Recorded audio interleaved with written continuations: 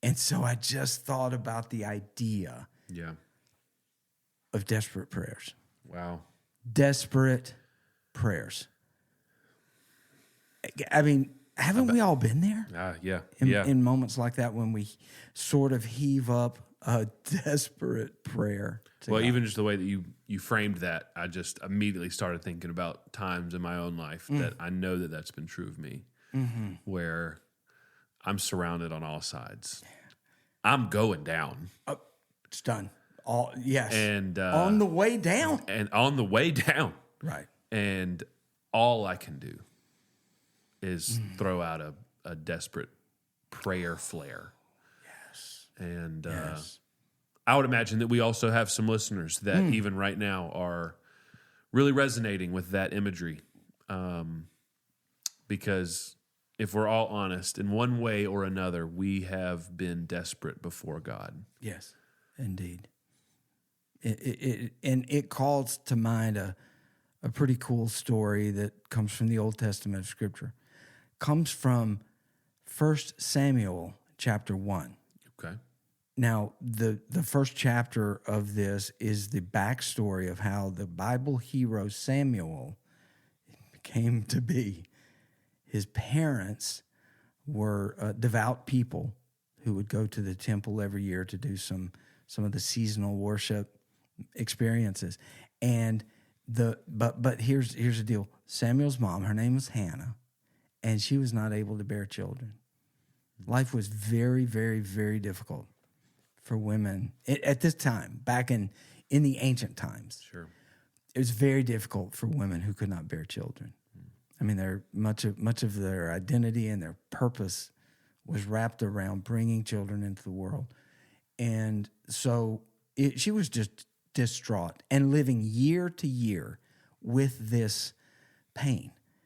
And there's a lot of different scenarios. If you guys read this, it's really a fascinating first chapter, but it was everything compounded on this one particular year when they made their pilgrimage to the capital city and to the temple to do their worship, to kind of do their annual thing, but she was done. Man, she was just done. She was in such despair. And so she went to the temple to pray. And she pours out a prayer to God. And it is a gut level. I mean, she's weeping and she's just crying out to God. I want to read you what she prays. Verse 10 of 1 Samuel chapter 1, Hannah was in deep anguish, crying bitterly as she prayed to the Lord. Deep anguish, crying bitterly. These are dramatic terms, right? So this is she's in desperate straits. And she made this vow. She says, O Lord of heaven's armies, if you will look upon my sorrow and answer my prayer and give to me a son, then I will give him back to you. He will be yours for his entire lifetime as a sign of that he has been dedicated to the Lord. I mean, she's weeping bitterly. And then the story goes on to explain that the high priest, who was, for the record, a bit of a loser, he had this title of being the most important spiritual figure in the nation, but he was totally a bad guy. Yeah. And he gets his comeuppance later in the story. But he was watching her pray, and she was so beside herself, emotional, he thought she was drunk. And so he confronts her, and he's like, no, Lord, my, your highness, or whatever they call him. No, I'm just calling out to the Lord. And she explained the situation. Then he was like, well, be blessed, and I hope it happens for, good luck with that. Basically is all he did. But God heard her prayer, and Samuel was born. Now, the reason I wanted to go there is because you got to understand, and for those of our listeners who might not be familiar with this part of the Bible, the books or the collection called 1 Samuel and 2 Samuel, it really is this awesomely intense group of stories, and there are three main characters in these stories. One is Samuel himself, who was born as a result of just a this miracle. desperate prayer. Yeah, God answering this prayer. So Samuel, who would over time become the high priest of the land and the most awesome prophet priest dude. Oh, man, he was just the best, right? So Samuel's the first character. The second main character is Saul, who was the first king over the nation of Israel. The third character is the one, the only King David. Yeah. One of the greatest heroes and characters in all the Bible. Yeah. So it's really cool. It revolves around those three characters mainly. All of the stories in these two books, 1 Samuel and 2 Samuel. And dude, let me tell you about the stories. I mean, it has everything. Kings, empires, battles, love and romance, betrayal and scandal, victories, defeats, everything you can imagine. Wow. Took place. Political, military, relational intrigue. I mean, mind-blowing stuff takes place.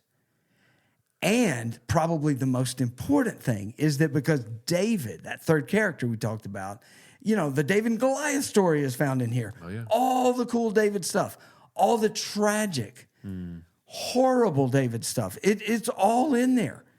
But because through it all, David was a man after God's own heart. God made a promise to him, and he said, through your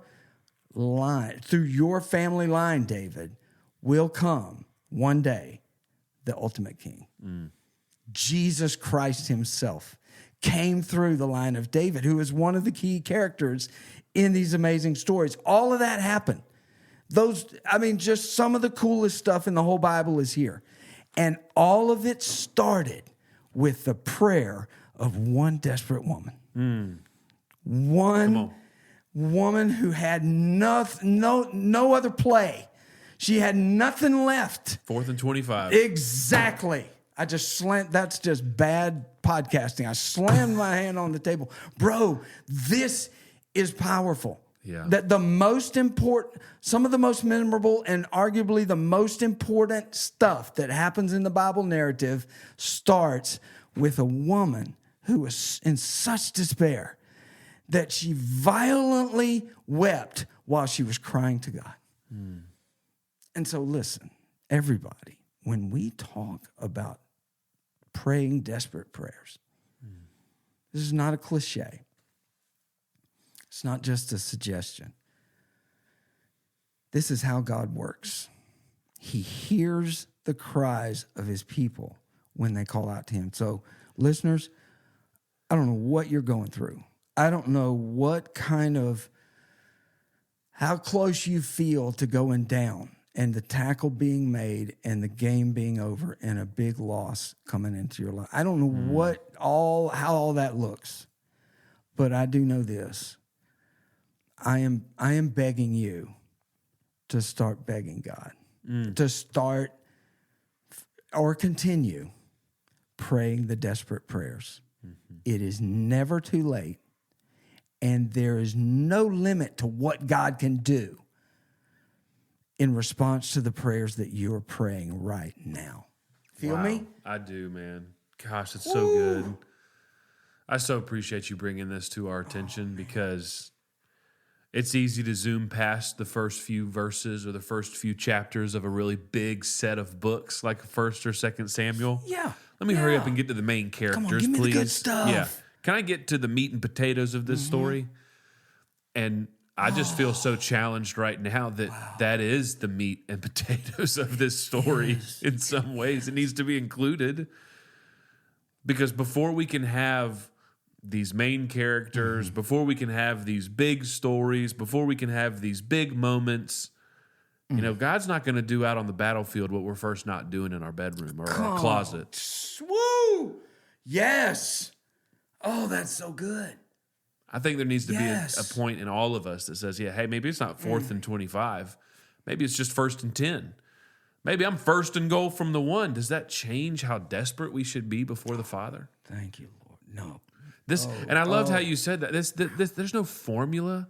There's no theological class that you have to take. All you have to do is to go act so desperate before God that somebody else who's not desperate for God mistakes you as a drunk.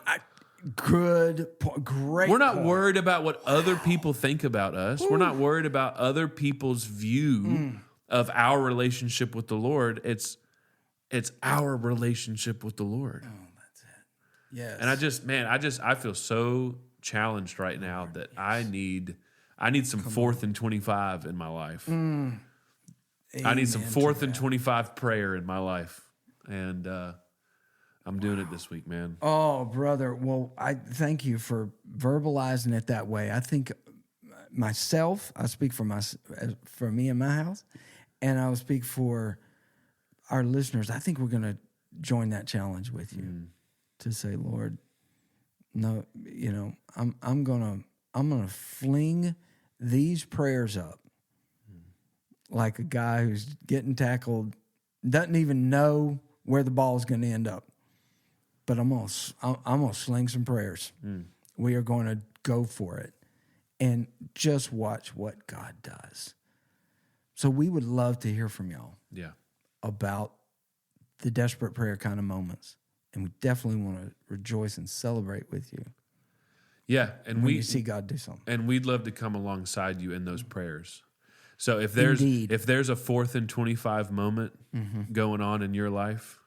And you're throwing the ball backwards, we want to be somebody that can pick that ball up and run for the first down with you. Yes. And so please yes. reach out. Please let us know. You can send us a text. You can just scroll down a little bit under the episode description, and you can kind of send us a text. It's one-way communication. We're not able to respond, but what we are able to do is to read it and to pray with you. That's right. So I think we might also on social. On the day this drops or the day after, I think I might throw that photo up that my pastor friend cropped for me. Yeah.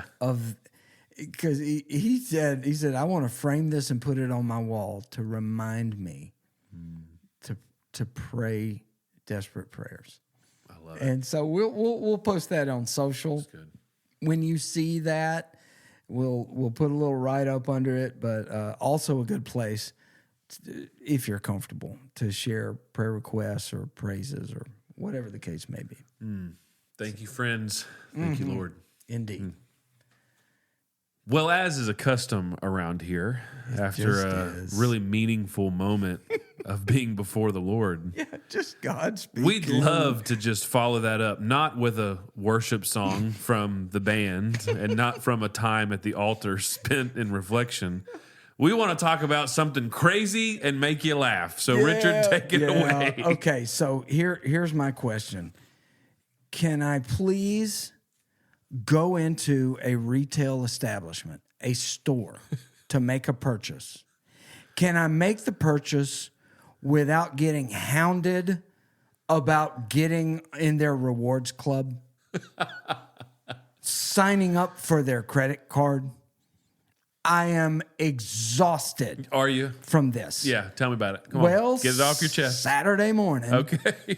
I roll into Marshall's, which shout out to Marshall's, by the way. Shout out Marshall's. I am wearing this Braves hat that Brad mentioned earlier in the episode. You know what? And it's red, alternative color, looks nice. Pretty unique. Yeah.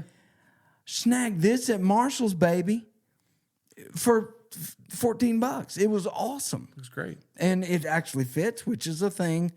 Oh, well, yeah, that's the real... there's the miracle. There's the miracle. There's the desperate prayer. Yeah. Okay. If it can happen for me, it can happen for anybody. Seriously. So I'm not an anti-Marshalls guy. Sure. Been there. We'll be back. Yeah. It's kind of in that sweet spot. Okay. Me and Rhonda, we dig Marshalls, TJ Maxx, whatever, you going in there. I got you. There's always good sales, right? Well, we had found this little chair we wanted to buy for the living room. She sent me to go get it Saturday morning. I go get it. There's a lady that kind of helps me, get the right tag to go up and pay for it. All this, there's clearly a manager. Keys everywhere. Oh, yeah. Keys and lanyard with about 3 different forms of ID. And she's running the show on this chill Saturday morning. So I get up to the register, and I'm going to buy this chair. I have And been hat. Huh? No, I already got the hat. This is years ago. It was like a year ago. I got this I'm hat. sorry. Okay. I was just referencing how awesome Marshall's is. Okay, got it. So Got the chair. and you also got to understand, I have been given instructions. I'm on a mission. I have been given my orders Okay. from my wife. I want you to go and buy that chair. All right. So I'm there, standing there. And so she hits me with if you open a Marshall's credit card right here today, you'll get 10% off of this purchase. Is that right? I'm like, well, no, I'll pass. That's okay. She says, it only takes 10 minutes. 10 minutes? I'm like, maybe she said 5. I don't remember. I ain't been in the store 10 minutes. What are we talking about? I could show up, buy a chair, leave. What are we talking about? So I'm just like, what am I? Now, I don't want to go into the whole thing, but Ron and I mean, these are agreements we have. These are part of our covenant relationship. We don't make financial decisions independent of each other. Okay, love that. I'm not there to get us a new credit card. I can't. No. This is Dave Ramsey approved right here, ladies and gentlemen. Woo. So I just say, no thanks. She's like, okay. I mean, now I'm getting attitude from the lady. Whoa. I'm like, whoa. Marshall's is marshalling you, man. I mean, what is going on here? Marshall's be Marshall. We are Marshall. All right. How many can I do? Great movie. Thank you. Yeah, it was a great movie. So McConaughey is in that movie. Great movie. So look, here's the thing. So we finally get through that, and I think, okay, I've cleared out. Yeah. All right, so, but she hits me with hey, if at any point I'm gonna give you this receipt. If you do that credit card in the next 2 days, you can get that. I'm like, oh, fine, man. just give me the receipt. Now, here's the problem. At this point, now the manager lady, keys to the kingdom, running the show, she just happens to walk behind the counter, and she looks at me and she goes, "You're not saving today?" I'm like, dude, lines are being crossed. You understand what I'm saying? You must have had a T-shirt on that said, "I'm gullible." I mean, I don't know what's going on. Speaking of things on T-shirt, have you seen, I don't know why this is making me think about this. Have you seen, there's a viral clip of this guy who likes to buy rotisserie chickens from Kroger. Okay. All right. But he does not want them to scan the rotisserie chicken with the infrared. Oh, because is he thinking there's something going to get in the chicken? So he has the barcode printed on his T-shirt, and he's like, "Don't scan the chicken, scan my T-shirt." You need a T-shirt that says, "No, I would not like the store credit card. Please do not ask me again." Oh, man, that's hilarious. But I just, and it's not just the credit card. I get the same kind. I want to push people back, even if they just want me to join the rewards. You know what I'm saying? Can I encourage you? Can I encourage you, Richard? I don't get that much from other people. Would you? I just maybe look like a naturally person that I would say no to something. Okay. And I think that speaks to your inviting nature as a human. Like, you're so kind. You encounter people. You're present. That these people that they're trying to upsell you for some reason. Maybe it's for incentives for their own. Wow. You seem like the type of never thought of it that way. Take it as a compliment. Well, I will, but then now I'll ask you a question. Okay. Can you help me develop when I need to use it? Can you help me develop a facial expression that says "back off"? Boy, can I. Let me talk to you after. Okay, as soon as we're in this episode, I'm going to start teaching you my ways, because I can walk through a whole, the mall without, don't talk to that guy. Yeah, He's, I don't know. But maybe that just comes with having 3 kids under 5. I don't know. Maybe that's it. Maybe I just need something that says, "Step away from the customer. You've gone too far."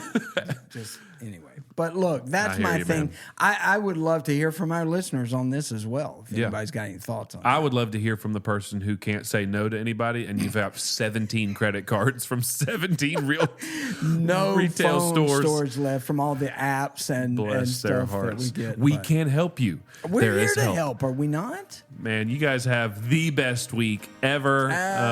Do it. Let's usher in the month of October well. Come on. And Come on. let's all be desperate before the Lord this week. Thank you, Lord. Desperate prayers loading.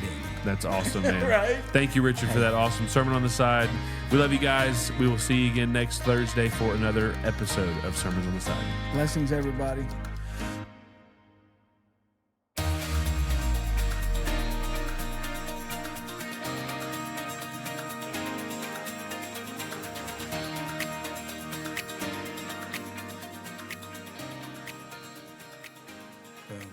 All right. So here's where I'm a hypocrite. You want to hear the hypocrisy? Yes. I'm a bundle of contradictions. Uh-huh. You know, Richard, thou art contradictions. All right, here's the thing. There are certain things that I will do to rewards points. Okay. Starbucks being one. I am this close to getting on with Chick-fil-A rewards points as well. That's app-based stuff. How are you not on the Chick-fil-A thing? Well, my wife is, and I'll bring my it's like receipts to calories. her. Like Chick-fil-A calories don't count. Chick-fil-A reward points am I aren't thinking? other reward points. Yeah, it's Christian reward points. The Lord's rewards. If I get Chick-fil-A points, that means I have a better quiet time the next day. I just you know what I'm saying? It just pleases the Lord, don't it? Yeah. Like, would you like to upsell that? Yes, I'd like to have a better quiet time tomorrow. The Lord's watching. The Lord's watching. Seriously, that is good stuff.